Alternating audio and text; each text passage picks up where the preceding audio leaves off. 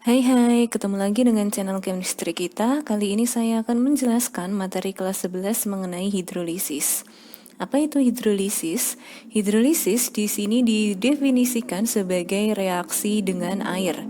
Jadi hidrolisis berasal dari kata hidro yang berarti air dan lisis artinya adalah pemecahan.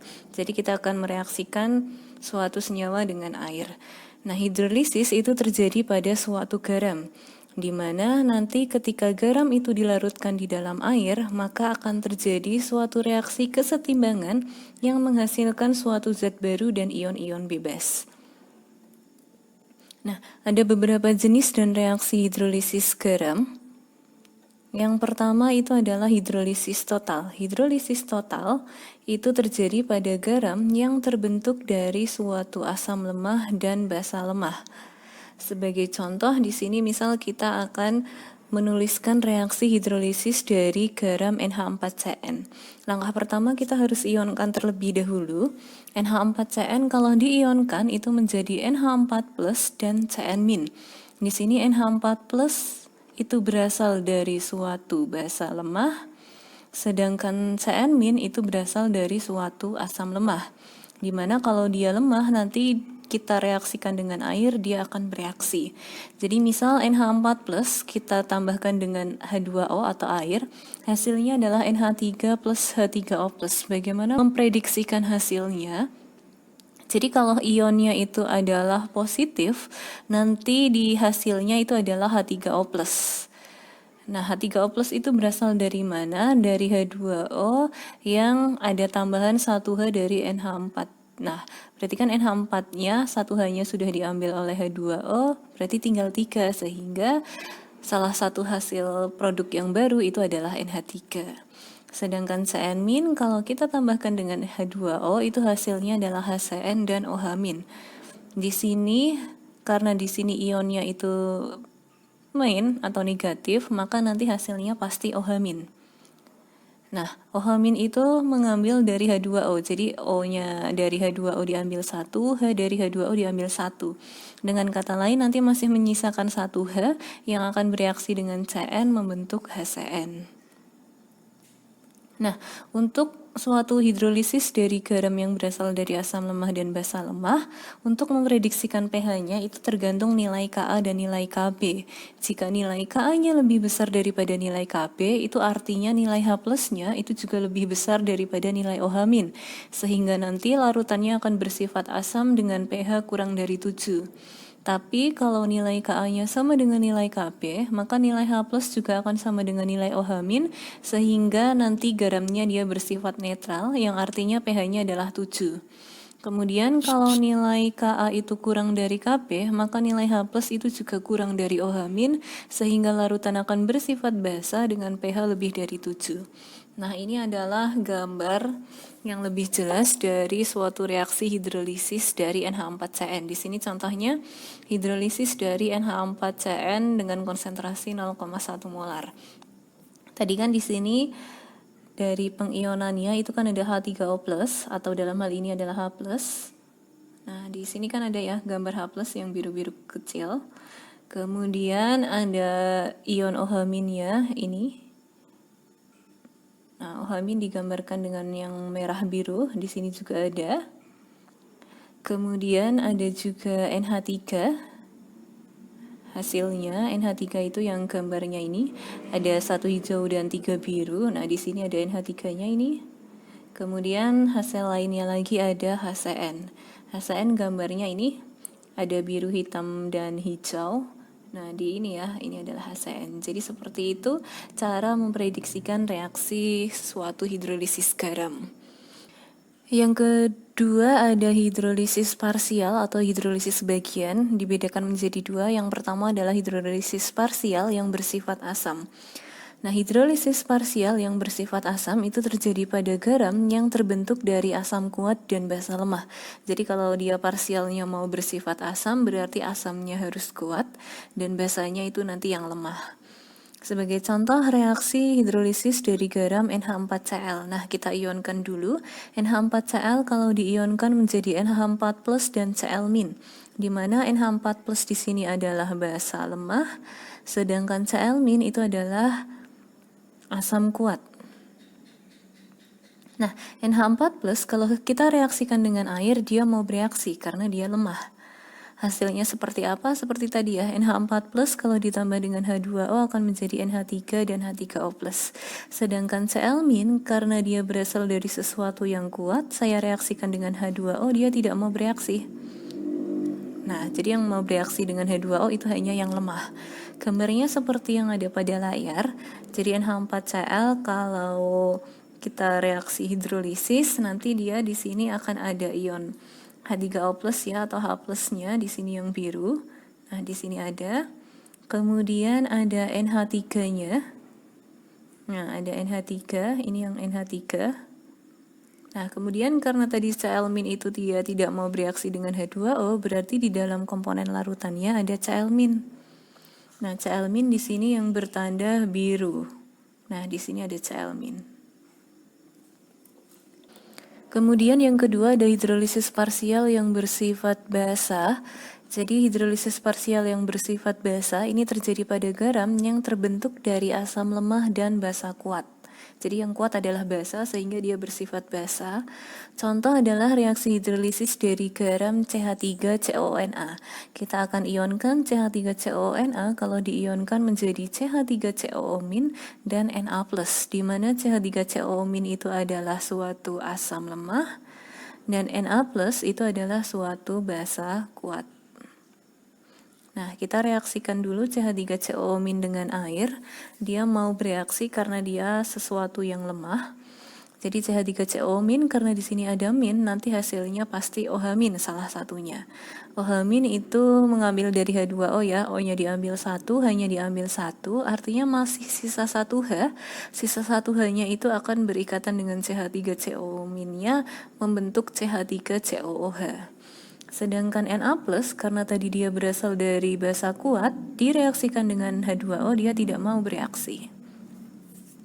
Nah, dengan reaksi, untuk lebih jelasnya seperti pada gambar CH3COONA 0,1 molar, ini kalau kita reaksi hidrolisis, di dalam komponennya tadi di sini ada ion OH-.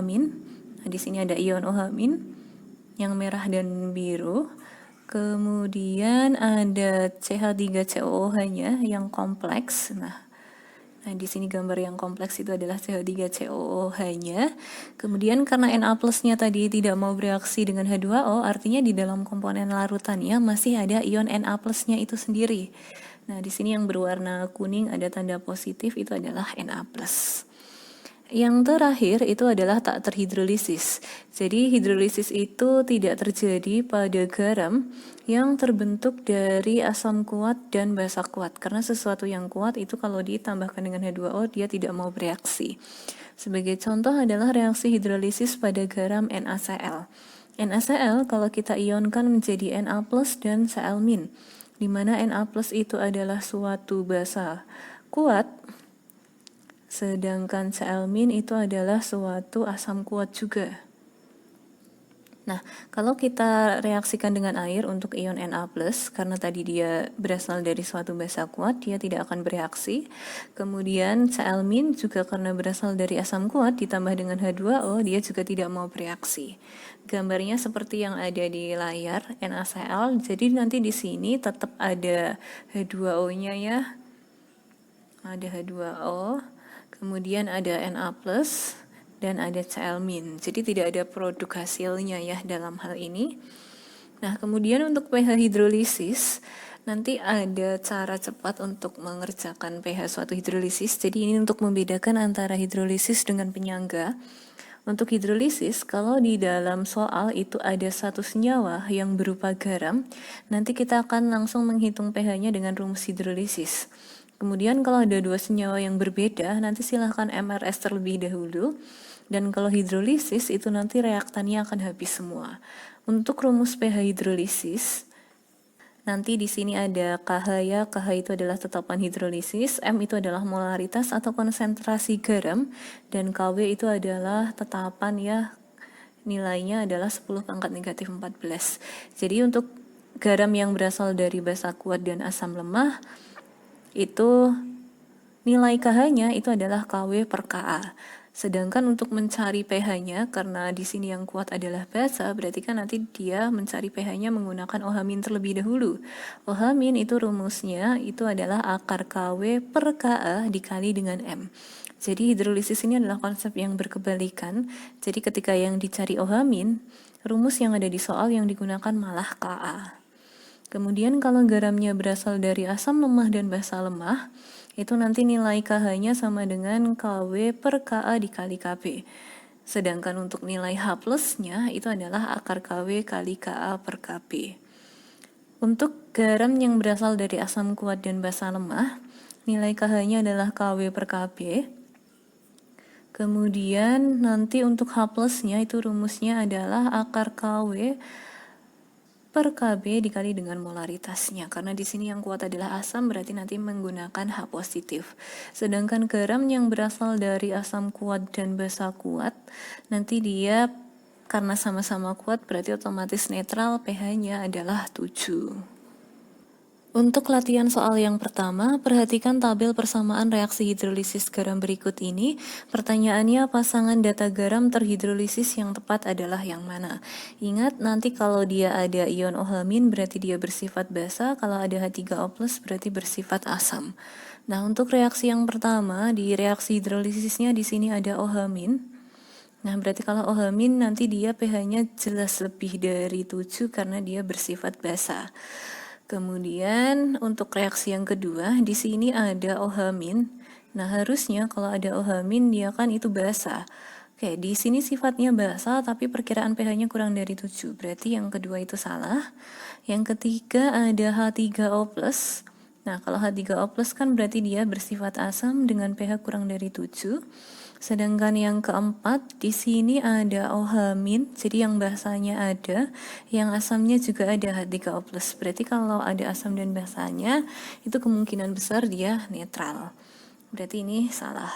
Sehingga nomor 1 jawaban yang benar adalah yang nomor 1 dan yang nomor 3. Nomor 1 jawabannya adalah pilihan yang B. Nomor 2, campuran dari 100 ml BaOH2 0,1 molar dan 100 ml HNO2 0,2 molar dengan nilai Ka 5 kali 10 pangkat min 4 memiliki pH sebesar berapa? Oke, kita memakai konsep yang tadi untuk mengidentifikasi apakah langsung rumus atau perlu MRS. Nah, di soal ini ada dua senyawa, yaitu BaOH2 dan HNO2. Dua senyawa ini adalah senyawa yang berbeda, berarti kita harus menggunakan aturan yang kedua, harus MRS dulu. Nah, sebelum MRS, kita akan hitung mol masing-masing larutan. Mol itu rumusnya adalah M kali V. Untuk BaOH2 molaritasnya 0,1, volumenya adalah 100. Kalau saya kalikan hasilnya adalah 10 milimol. Sedangkan HNO2 itu molaritasnya 0,2 dan volumenya adalah 100. Kalau saya kalikan 20 milimol. Nah, kemudian kita reaksikan BaOH2 kalau ditambahkan dengan NO2 hasilnya adalah BaNO22 kali ditambah 2H2O. Kita akan MRS. Nah, ingat untuk MRS, untuk reaktan itu tandanya adalah min, sedangkan produk itu tandanya adalah plus. Nah, tadi kita sudah menghitung nilai mol mula-mulanya. Untuk BaOH2 nilai mula-mulanya adalah 10 milimol, sedangkan HNO2 adalah 20 milimol. Nah, kita harus bisa menentukan siapa yang habis bereaksi. Yang habis bereaksi itu yang nilai mol dibagi koefisien nilainya kecil. Untuk BaOH2 di sini molnya 10, koefisiennya 1, berarti kalau saya bagi 10. Untuk HNO2 di sini molnya adalah 20, saya bagi 2 koefisiennya berarti 10 juga. Karena nilai molnya sama, ketika saya bagi dengan koefisien berarti dia akan habis semua ya. Nah, BaOH2 habis, kalau habis berarti nilai mol di posisi R-nya adalah 10. Untuk HNO2 tadi juga akan habis ya, karena nilai molnya sama ketika saya bagi dengan koefisien, berarti nanti dia habis. Nilai mol di posisi R juga 20. Untuk BaOH2, karena di sini koefisiennya 1, tadi BaOH2 ketika koefisien 1 nilai molnya adalah 10. Untuk BaNO2 dua kali nilai koefisiennya juga 1, berarti nilai molnya juga 10. Kalau saya tambahkan juga 10, sedangkan H2O karena koefisiennya 2 berarti 20. Nah ini ya, tadi habis semua berarti kita mengerjakannya menggunakan hidrolisis. Nah kita menggunakan H+ atau OH-, karena di soal itu yang diketahui adalah Ka, berarti kita nanti akan mencari OH-. Nah, sebelum mencari OH-, kita akan mencari molaritas garamnya dulu. Molaritas garam itu rumusnya adalah mol dibagi dengan volume total. Ini adalah garamnya BaNO2 dua kali. Nilai molnya adalah 10, volume totalnya tadi 100, saya tambahkan dengan 100, hasilnya adalah 200. Sehingga molaritas garamnya adalah 5 kali 10 pangkat negatif 2. Untuk OH- berarti rumusnya akar KW per Ka dikali M garam. KW itu selalu 10 pangkat negatif 14. Ka-nya ini sudah ada 5 kali 10 pangkat min 4. Molaritas garamnya adalah 5 kali 10 pangkat min 2. Nah, kenapa di sini ada angka 2?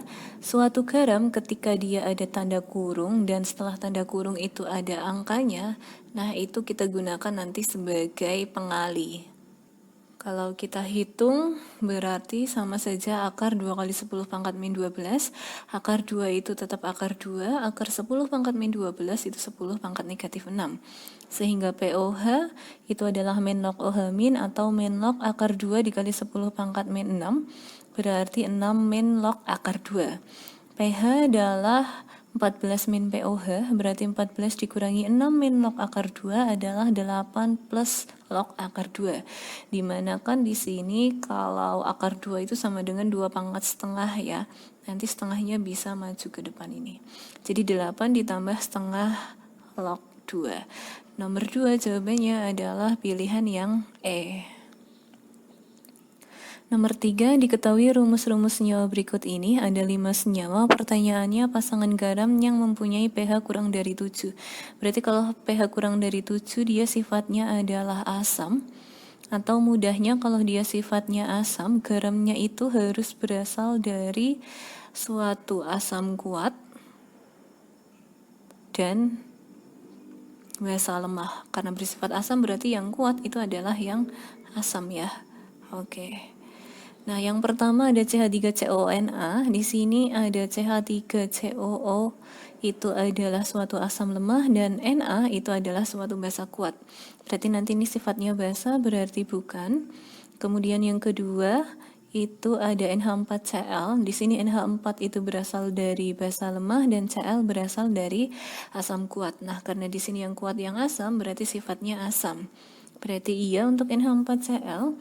Kemudian yang ketiga ada K2S. Di sini ada K berasal dari basa kuat dan ada S yang berasal dari asam lemah. Karena di sini yang kuat basa berarti sifatnya adalah basa. Berarti bukan juga untuk K2S.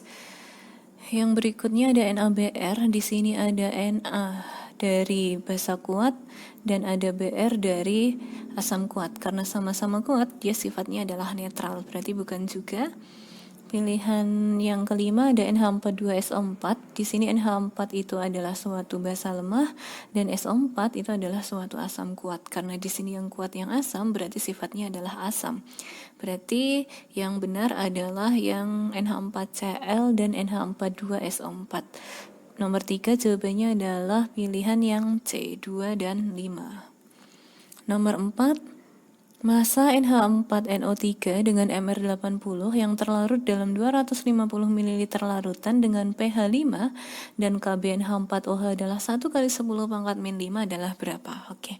Menggunakan konsep seperti biasa, di soal nomor 4 ini ada satu senyawa yaitu garam NH4NO3. Berarti karena ada satu senyawa berupa garam, nanti kita menggunakan langsung rumus hidrolisisnya ya, tapi ini balik. Kenapa? Karena sudah diketahui pH-nya. Nah, karena di soal itu diketahui Kb, berarti nanti langsung rumusnya menggunakan H+ ya. Nah, tadi di soal diketahui pH-nya 5, di mana pH 5 itu adalah suatu asam. Nah, berarti nanti untuk asam H plusnya itu adalah 10 pangkat min 5. Jadi kalau pH 5, H plusnya adalah 10 pangkat min 5. Kita tinggal masukkan saja ke rumus. Tapi karena di sini molaritas garamnya belum ada, kita akan penjabaran rumus saja. Sehingga H plus adalah akar Kw per Kb dikali massa per mR dikali 1000 per volume dalam satuan mililiter. H plusnya sudah ada 10 pangkat negatif 5, kemudian KW selalu 10 pangkat negatif 14, KB-nya tadi adalah 1 kali 10 pangkat min 5, atau saya cukup tulis 10 pangkat min 5, masanya dicari, MR-nya 80, dikali 1000 per volumenya 250. Nah, untuk menghilangkan akar, saya kuadratkan, baik sisi kiri maupun sisi kanan. Nah, di sini 10 pangkat min 5 kuadrat itu adalah 10 pangkat negatif 10, sedangkan akar kalau dikuadratkan itu hasilnya dia sendiri ya. Berarti ini bisa coret-coret, 1000 dibagi 250 itu adalah 4, berarti langsung saja massa itu 8 kali 10 pangkat min 9 per 4 kali 10 pangkat min 9, ini bisa coret-coret, hasilnya itu adalah 2 gram. Nomor 4 jawabannya adalah pilihan yang B. Nomor 5, seorang siswa melakukan percobaan uji larutan garam menggunakan kertas lakmus merah dan biru. Dari hasil percobaan tersebut diperoleh data sebagai berikut. Data yang paling tepat untuk mengisi titik-titik pada percobaan 1, 2, 3 berturut-turut adalah yang mana? Oke. Di sini untuk yang pertama CH3COONA itu lakmusnya berwarna biru semua, berarti nanti dia bersifat basa ya. Nah, yang mau bereaksi di sini identifikasi saja.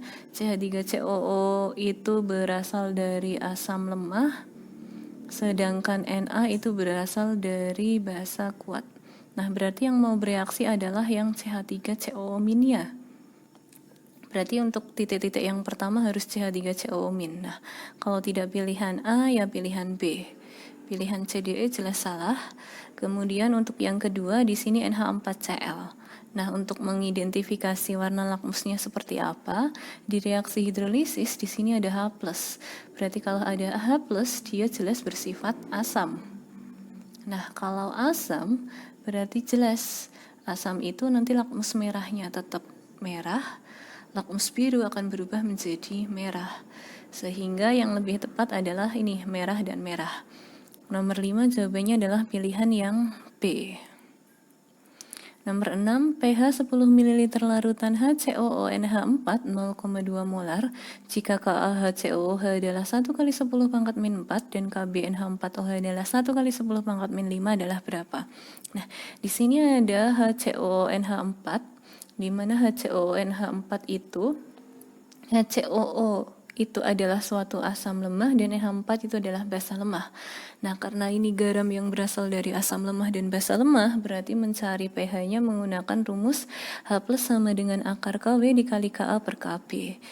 Nah, berarti H plusnya akar 10 pangkat min 14 untuk KW, Ka-nya di sini 10 pangkat negatif 4, dan Kb-nya 10 pangkat negatif 5. Berarti di sini menjadi 10 pangkat min 14 dengan 10 pangkat min 4 adalah 10 pangkat min 19. Kalau dibagi dengan 10 pangkat min 5 adalah 10 pangkat min 13. Berarti akar 10 pangkat min 13 itu adalah 10 pangkat min 6,5, sehingga pH adalah min log H+ atau min log 10 pangkat negatif 6,5, pH-nya adalah 6,5. Nomor 6 jawabannya adalah pilihan yang A. Oke, cukup sekian untuk pembahasan dari hidrolisis. Jika ada yang mau ditanyakan, silahkan ditanyakan. See you.